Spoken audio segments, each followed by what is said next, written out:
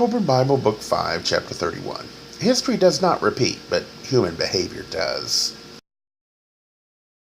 MAN 31:4.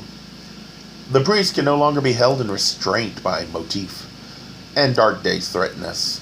It is a time of foreboding, yet there is peace throughout Tamu.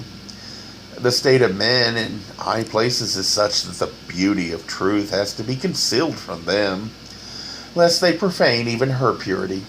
Under the shelter of her mantle, even those strengthened by the vision seen in the eternal chambers are liable to lapse into many wickednesses. They would say in their hearts, being one who is purified, I am safe. I can cleave the dark waters of evil as a seabird does the ocean, and rise, all wickedness falling away from me as water falls from the back of the soaring bird. Thus it is today, and was even in the days long gone, for such things are written in the old manner on a scroll found at Honu. MAN 31:8. Is it not said of both that they were engulfed in fire and water? In the book of beginnings it is said the generations passed, and a vast amount of knowledge and wisdom was accumulated and preserved in purity. It was the heritage of mankind, but though man had learned to cherish the light of truth and walk wisely with it, nevertheless, then as now, false priesthoods flourished. They pandered to the carnal desires of the undeveloped and exploited the weaknesses of the ignorant. Their iniquity built up a vast weight of evil in the netherworld, which projected itself into the material of earth, so that the powers which upheld it became unstable. This caused all the southern part of the old land to sink down into heaving waters. MAN 31:9. The disaster was brought about through the ascendance of evil.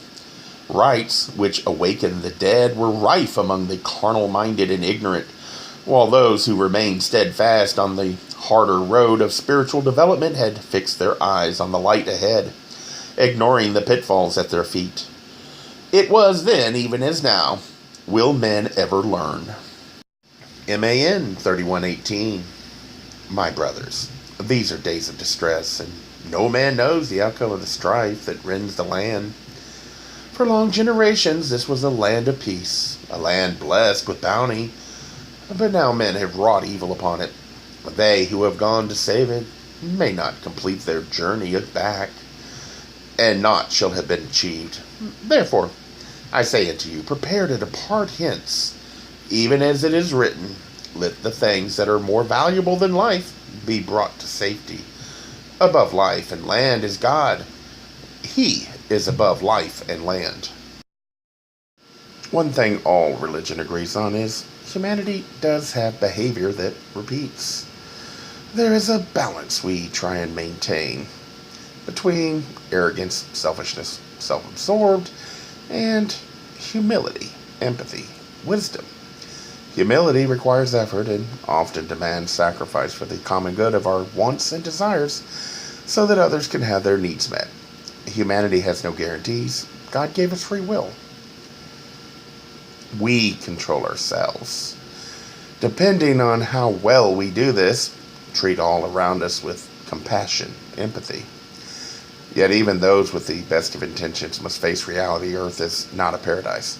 Those with no desire to embrace limits will not respect anyone. They will use any means. If you violate free will, society becomes tyrannical, and both right and left can go too far. When you start to hear for the greater good, for the future, those with humility must balance between empathy and the inevitable need to stand up and defend society from chaos.